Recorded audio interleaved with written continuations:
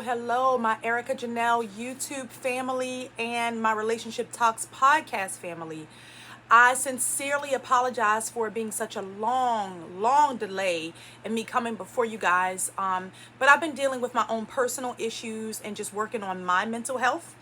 I just recently laid my father to rest, and was also dealing with some other issues, such as the anniversary of my brother's death. So I needed to take some personal time to work on my own mental health and my own healing, as we all do. And you guys know that that's something I teach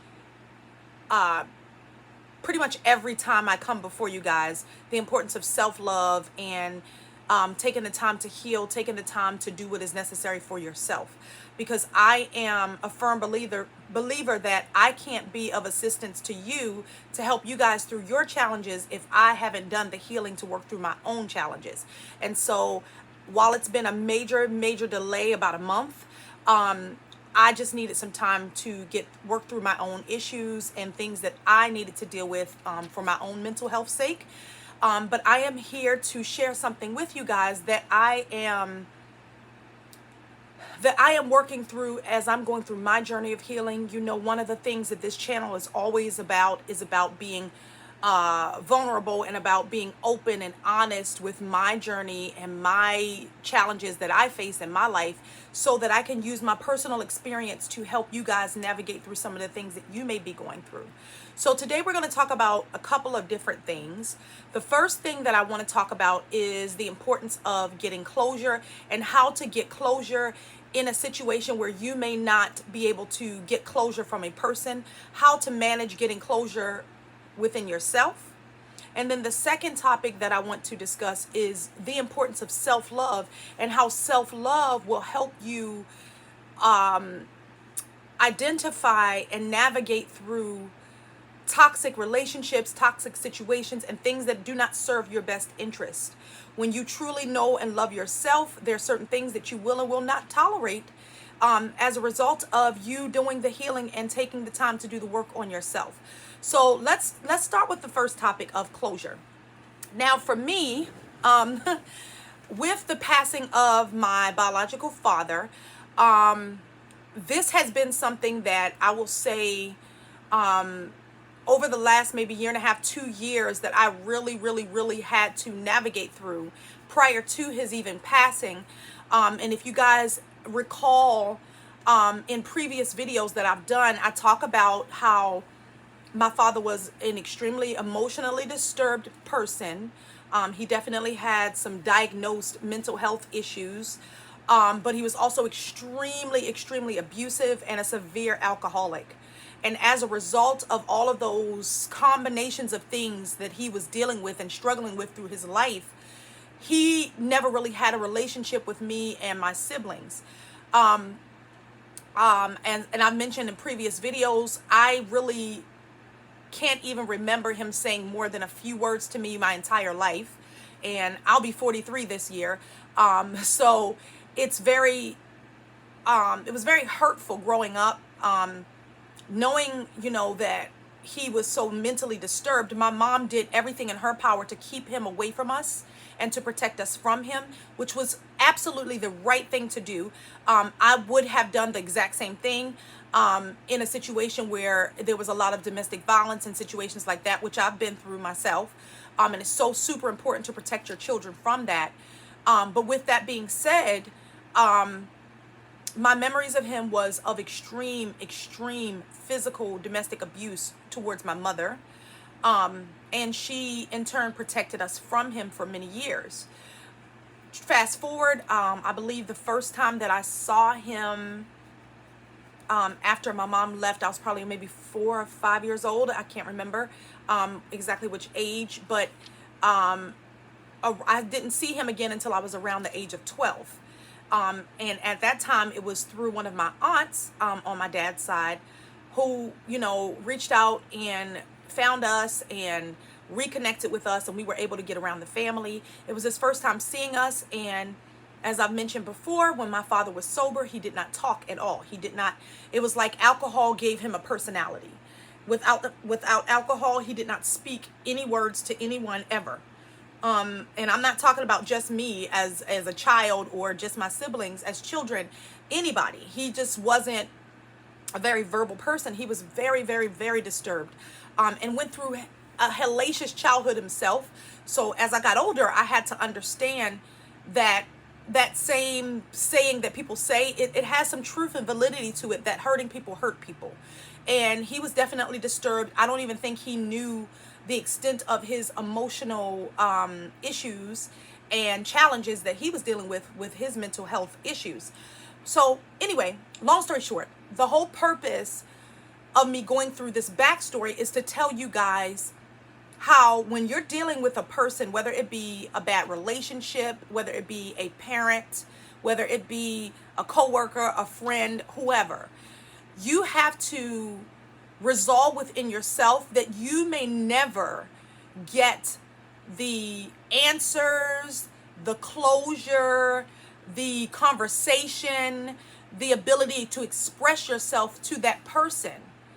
And if you never get that opportunity, which in my case, I never got that opportunity, because even if I was to talk to him face to face, which after 12 years old, we disconnected from him again, and I didn't see him again until I was an adult, at my grandmother's 90th birthday party, which was his mother.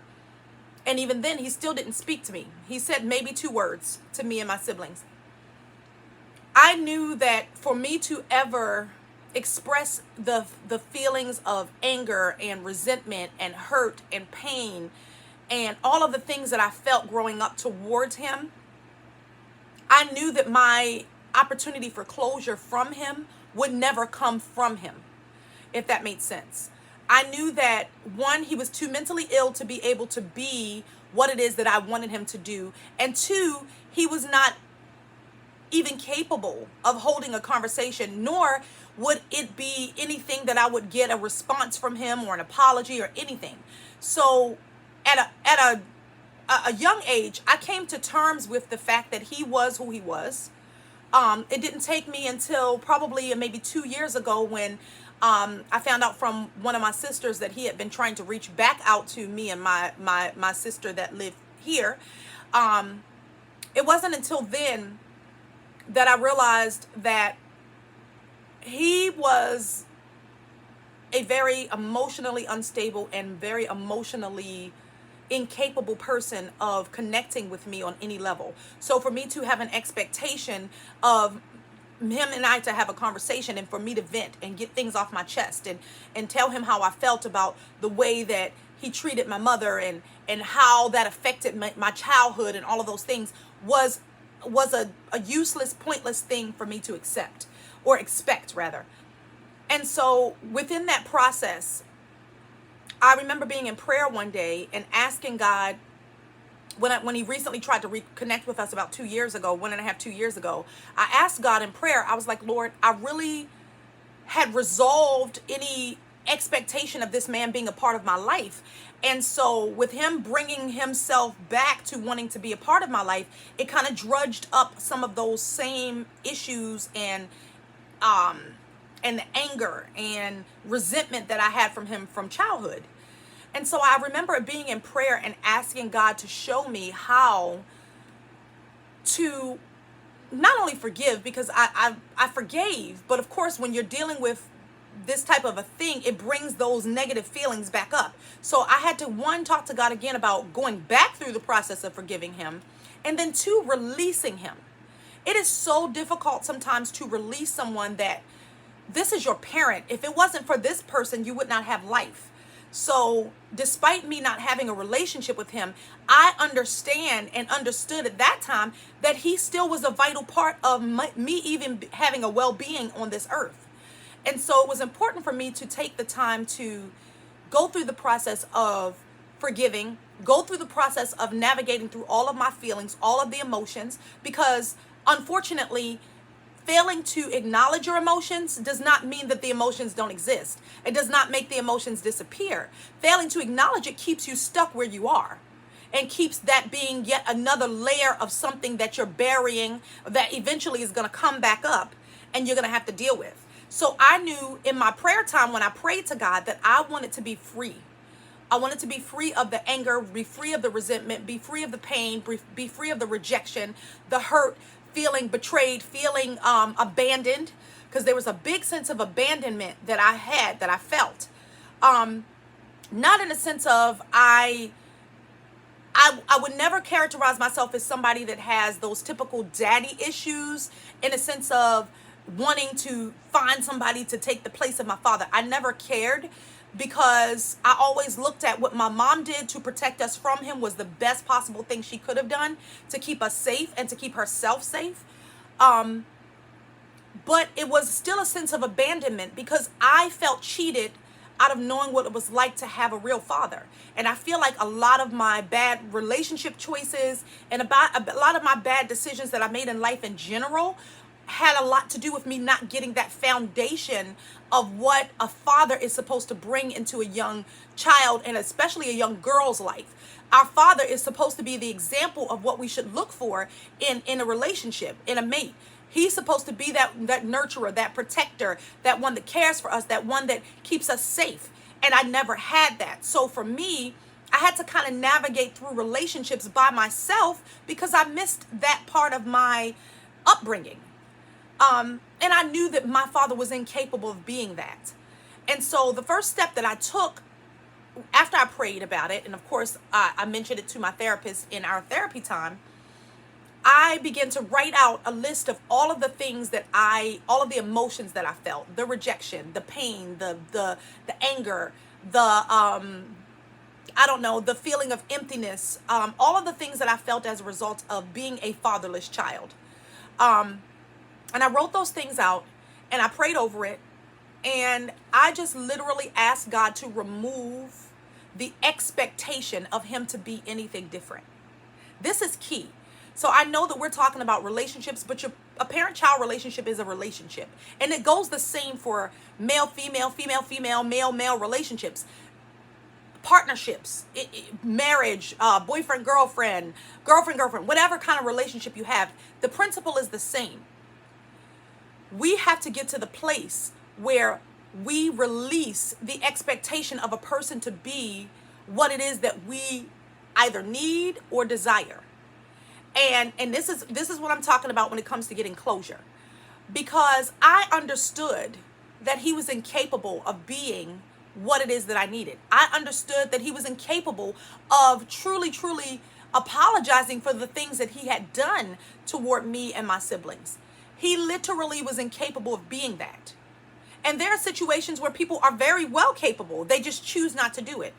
So release, the first step to me, once I wrote everything out, and I literally said out loud in my prayer and in my confession time, Lord, I release the expectation of him to be a provider, of him to be a protector, of him to be somebody that didn't abandon me. I release the expectation of him to love me. I release the expectation of him to show me affection, to show me attention, to make me feel like I'm valuable. I release the expectation because I knew that his limited capacity as a human being, he was incapable of being that for me. So I released him of it. Now, if we flip this around and talk about this in a relationship where it's with your partner, it's the same principle. You have to get to the place where you release the expectation of people to be something that they're not. So I can recall with a person that I was dating that I was truly, truly head over heels in love with. I adored him. And he just constantly kept lying and constantly kept disappearing.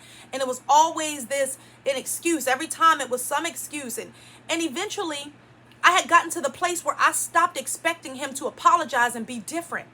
I just said, you know what? I have to remove myself from him. But in order to get my closure and not carry the bitterness and the pain and the hurt of this relationship into my future relationships, I set my will to release him. I released the expectation of him to be honest. I released the expectation of him to be faithful, of him to be committed, of him to be what it is that I deserved in my relationship. When I released it, it was like a big burden was lifted off of my chest. I did the same thing. I wrote out all the pros and the cons of that relationship, and I looked at my list and I said, you know what? All of the things that I was holding on to, That list was very short for the good things. And nobody is all bad and nobody is all good. We all have good, we all have bad, we all have light, we all have dark. It's a part of our personalities as human beings. We're not perfect. We're imperfect humans. And I'll be the first to tell you, I'm easy on letting people just be human, but at the same time, I'm not going to let you be abusive to me. And when I say abusive, that means misusing me, misusing my heart, misusing my kindness, misusing my forgiveness, misusing the love that I have for you, and allowing you to treat me in a way that is opposite of what I deserve. So that goes into the self-love thing, which we're going to talk about next. But when I released him, I realized I can't hold the expectation of him to be somebody that he's not. When he shows me who he is, I have to believe him. So if he's somebody that just ups and disappears and you don't hear from him for days, that's not a positive, healthy relationship. The least a person could do that respects you would be to tell you, hey, I'm going through something, or this is happening right now, or I'm busy with this, and this. I may be gone for a few days. As soon as I get back, I'll be back with you. That's what a person that respects you and loves you will do. A person that doesn't love and respect you will disappear and then come back as if nothing happened. That's not love and that's not respect. And as a human, we have to love ourselves enough to know when somebody is abusing, meaning misusing, mishandling the way that they treat us or our hearts. I have a big heart and I love deep and I love hard. Not just for in my relationships with a partner, but in every relationship, even in my business, I put my whole heart and my soul in everything that I do. There is not one, superficial bone in my body. I'm not superficial at all. Everything with me is genuine. What you see is what you get, the good, the bad, and the ugly. And I am who I am. And I don't, try to pretend to be somebody that I'm not. So if I'm failing to do something and I see that I am misusing or taking for granted somebody's love, somebody's compassion, somebody's kindness, somebody's forgiveness, I'll be the first to come to them and say, you know what? You're absolutely right. I misused or abused you in this instance. And so I make the adjustment. And so when you release somebody, you have to get to the place where you're not expecting them to come to you and apologize. You remove the expectation of them to do anything different than what they've been doing. If they've always been lying, they're a liar. It's what it is. If they've always disappeared, then they just disappear. If they've always been a person that's been unfaithful, then they're just unfaithful. Be real with yourself and release the expectation of them to be somebody that they're not. When they show you who they are, believe them. Period.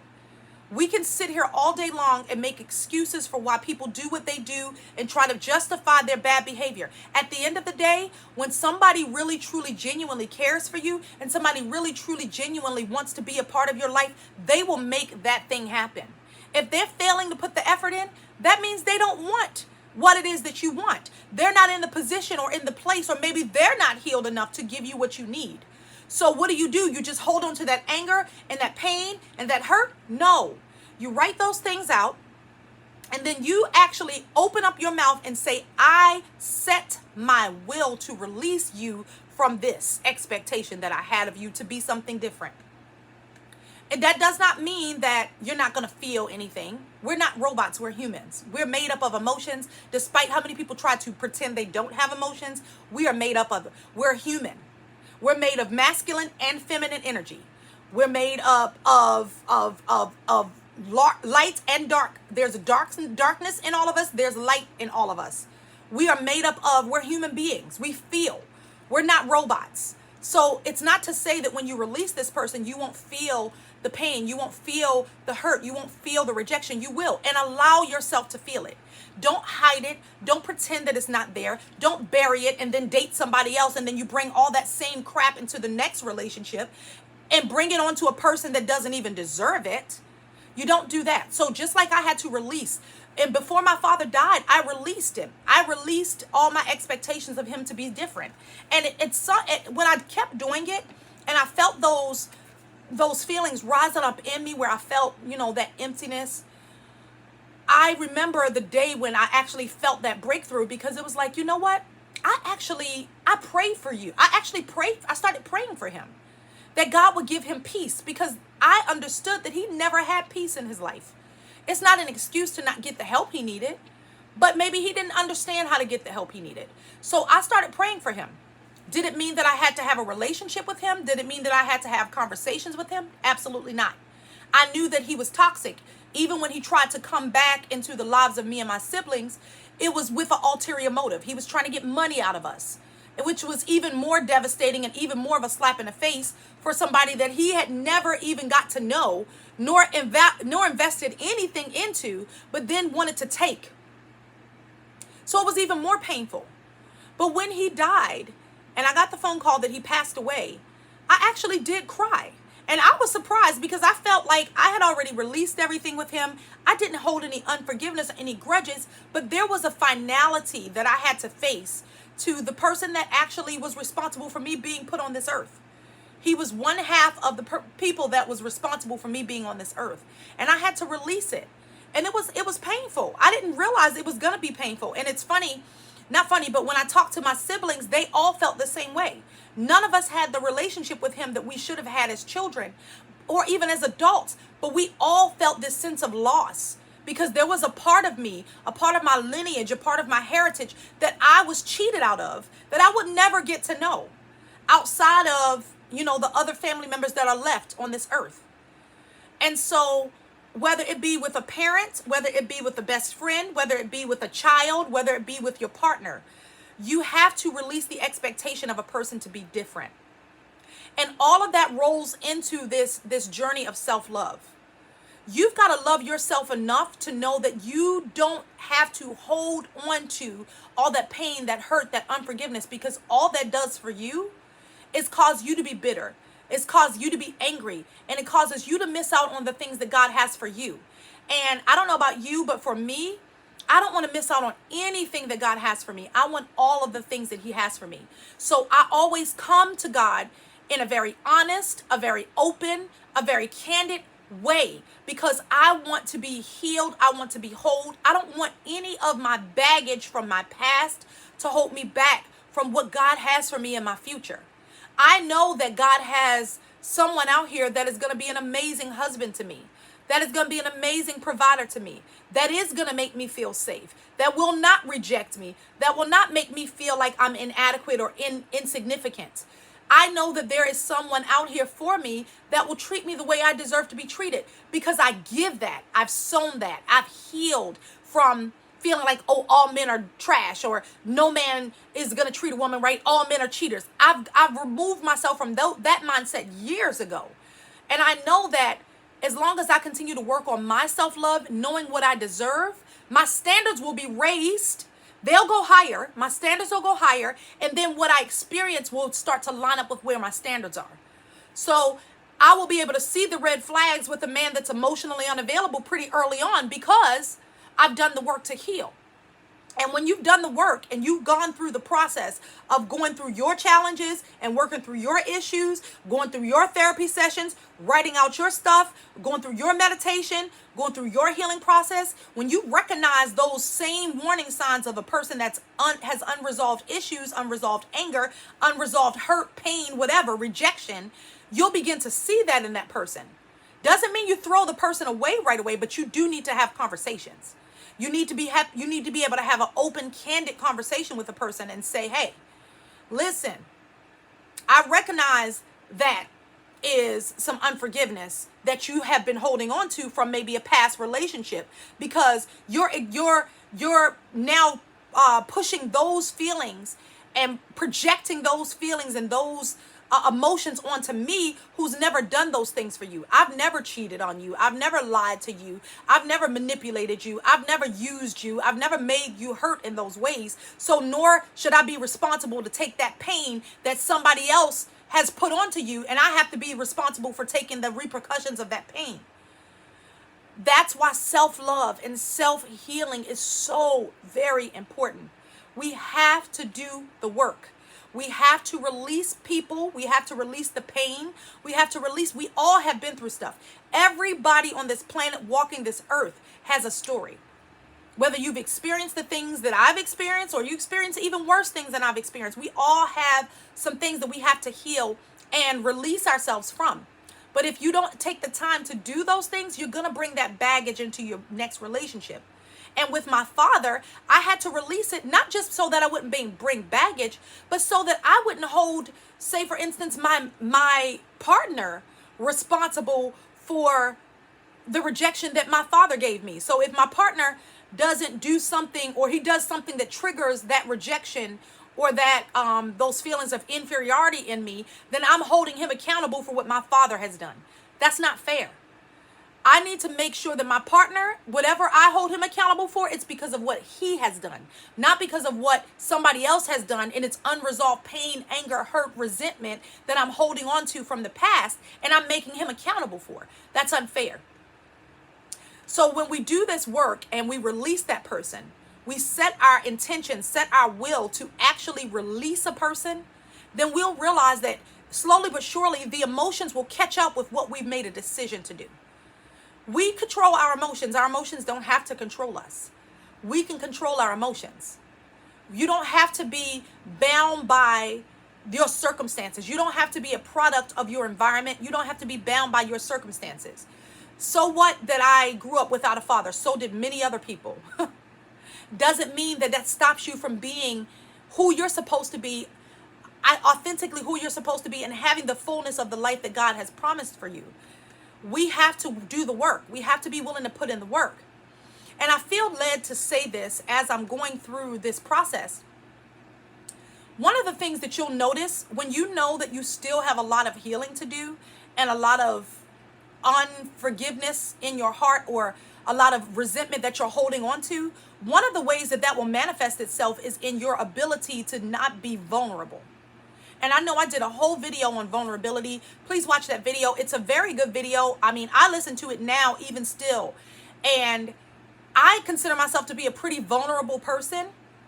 But there's still always areas where I can grow. And I can still learn from even those messages that I've taught myself. Vulnerability, when you lack vulnerability and you put up these walls, there's a reason why you're putting up those walls. It's a protective mechanism because you have unresolved pain, anger, and fear. And I can hear somebody in my spirit saying, well, I'm not going to let somebody hurt me. You're supposed to learn from your past mistakes. Absolutely, you learn from your past mistakes. But that does not mean that you hold on to these walls that you've built up, because just like you can't ever let anything out, anything in, you will never let anything out. That wall you build up is going to only affect you in your future relationships. And at some point, if you want to ever have a successful relationship, you have to be willing to open yourself up to vulnerability. If you fail to be vulnerable, then that means you need to heal. You're not ready to bring somebody else into your baggage. Take the time to do your due diligence to work on your self-love, to work on your healing journey, because you don't want to bring that baggage into not only someone else's life, but you don't want to carry all that luggage. Who wants to carry the luggage of 15 breakups and 500 rejections? Nobody wants to carry that. Yes, we learn from our mistakes. So what you do is you take the lesson, but you leave all the baggage, leave all the luggage. Take the lesson, leave the luggage. Doesn't mean that you can't ever open your heart up to someone else again. I'm not going to hurt you the way that Sally may have hurt you. I'm not Sally. I'm Erica. So you have to give Erica a clean slate and allow Erica to make her own mistakes, which I'm human. I'm going to make mistakes.